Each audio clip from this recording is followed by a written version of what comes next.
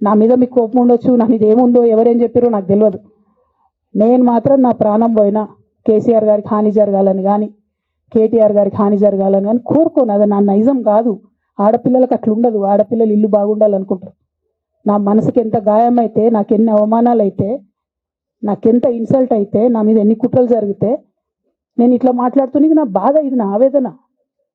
నాన్న చూస్తలేరేంది వీళ్ళని అన్నది ఆవేదన, చూసుకుంటా క్షమిస్తారేంది ఇంకెన్నిసార్లు క్షమిస్తారు అన్నది నా బాధ. అంతే తప్ప నాకేం కోపం ఉంటుంది? ఎందుకు కోపం ఉంటుంది? నాకెంత ఎన్ని జన్మల పుణ్యం ఉంటే కేసీఆర్ లాంటి తండ్రి దొరుకుతాడు? కోట్లలో ఒకరికి ఉండేటటువంటి తండ్రి నాకు దొరికిండు. ఆయన లేకపోతే నేను ఎవరు ప్రపంచానికి తెలుస్తుందా? నాకెందుకు అవసరం ఉంటుంది? నాకేం కోపం ఉంటుంది కేసీఆర్ గారి మీద? నాకు టీఆర్ఎస్ పార్టీ మీద ఎందుకు కోపం ఉంటుంది? నాకు 27 సంవత్సరాలు ఉన్నప్పుడు నేను నా కొడుకుని చిన్న పిల్లగాన్ని పసిగుడ్డుని ఎత్తుకొని ఇక్కడికి వస్తే ఆ రోజు నుంచి ఈ రోజు వరకు నేను రోడ్డు మీదనే ఉన్నా, ఉద్యమాలే చేస్తున్నా, పోరాటాలే చేస్తున్నా, తెలంగాణ ప్రజల కోసం పనిచేస్తున్నా.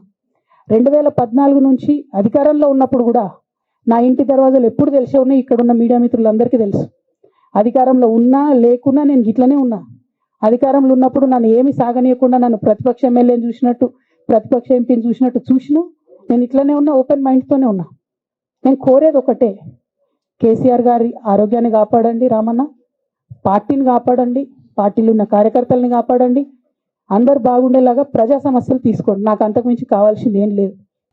నా మీద మీకు కోపం ఉండొచ్చు, నా మీద ఏముందో ఎవరేం చెప్పారో నాకు తెలియదు. నేను మాత్రం నా ప్రాణం పోయినా కేసీఆర్ గారికి హాని జరగాలని కానీ కేటీఆర్ గారికి హాని జరగాలని కానీ కోరుకోను. అది నా నైజం కాదు. ఆడపిల్లలకు అట్లా ఉండదు. ఆడపిల్లలు ఇల్లు బాగుండాలనుకుంటారు. నా మనసుకి ఎంత గాయం అయితే, నాకు ఎన్ని అవమానాలు అయితే, నాకెంత ఇన్సల్ట్ అయితే, నా మీద ఎన్ని కుట్రలు జరిగితే నేను ఇట్లా మాట్లాడుతున్నది నా బాధ, ఇది నా ఆవేదన. నాన్న చూస్తలేరేంది వీళ్ళని అన్నది ఆవేదన, చూసుకుంటా క్షమిస్తారేంది ఇంకెన్నిసార్లు క్షమిస్తారు అన్నది నా బాధ.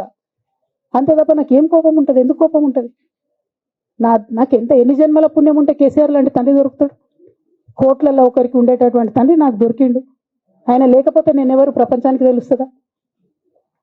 నాకెందుకు అవసరం ఉంటుంది? నాకేం కోపం ఉంటుంది కేసీఆర్ గారి మీద? నాకు టీఆర్ఎస్ పార్టీ మీద ఎందుకు కోపం ఉంటుంది? నాకు 27 సంవత్సరాలు ఉన్నప్పుడు నేను నా కొడుకుని చిన్న పిల్లగాన్ని పసిగుడ్డుని ఎత్తుకొని ఇక్కడికి వస్తే ఆ రోజు నుంచి ఈ రోజు వరకు నేను రోడ్డు మీదనే ఉన్నా, ఉద్యమాలే చేస్తున్నా, పోరాటాలే చేస్తున్నా, తెలంగాణ ప్రజల కోసం పనిచేస్తున్నా. 2014 నుంచి అధికారంలో ఉన్నప్పుడు కూడా నా ఇంటి దర్వాజాలు ఎప్పుడు తెలిసే ఉన్నాయి. ఇక్కడ ఉన్న మీడియా మిత్రులందరికీ తెలుసు. అధికారంలో ఉన్నా లేకున్నా నేను ఇట్లనే ఉన్నా. అధికారంలో ఉన్నప్పుడు నన్ను ఏమి సాగనీయకుండా నన్ను ప్రతిపక్ష ఎమ్మెల్యేని చూసినట్టు, ప్రతిపక్ష ఎంపీని చూసినట్టు చూసినా నేను ఇట్లనే ఉన్నా, ఓపెన్ మైండ్తోనే ఉన్నా. నేను కోరేది ఒకటే, కేసీఆర్ గారి ఆరోగ్యాన్ని కాపాడండి రామన్న, పార్టీని కాపాడండి, పార్టీలో ఉన్న కార్యకర్తల్ని కాపాడండి, అందరు బాగుండేలాగా ప్రజా సమస్యలు తీసుకోండి. నాకు అంతకుమించి కావాల్సింది ఏం లేదు.